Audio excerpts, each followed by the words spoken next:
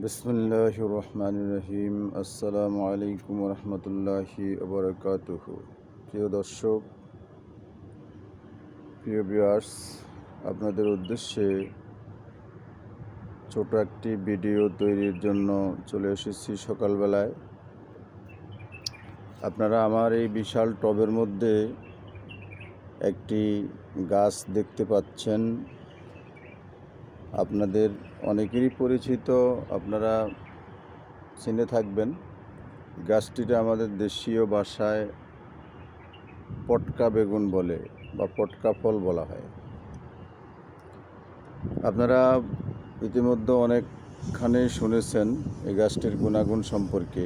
এই জন্য আমরা কাতারের মতো জায়গাতে অনেক কষ্টসাধ্য করে এটাকে আমরা এখানে টবের মধ্যে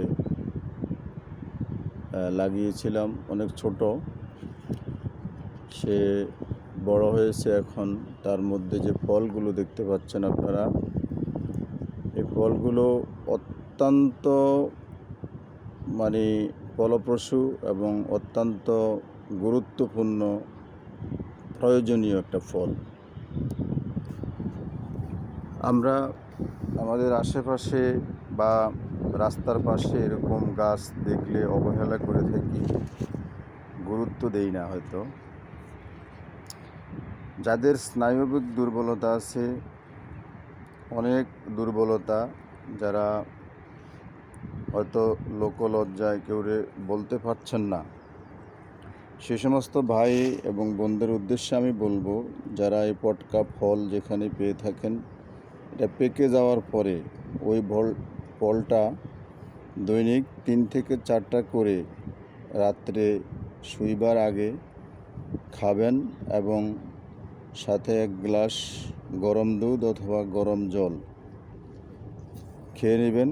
এভাবে 15 দিন খাওয়ার পরে আপনি অবশ্যই যে ফল পাইবেন সেটা আপনি নিজেই আশ্চর্য হয়ে যাবেন।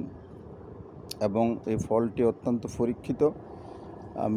আমাদের এখানে অনেকেই খেয়েছে এবং তার রেজাল্ট পেয়েছে। হয়তো আপনারা বলবেন যে গাছ তো এখনও ফল ফাঁকে নাই, কোত্থেকে গিয়েছে। আরেকটি গাছ ছিল এর আগে, ওই গাছটি এখন শুকিয়ে যাচ্ছে, এটার ফল আছে এখনও, অসংখ্য ফল ধরেছে এটাতে, সেটা এখন মরে যাচ্ছে, তার লাইফ শেষ।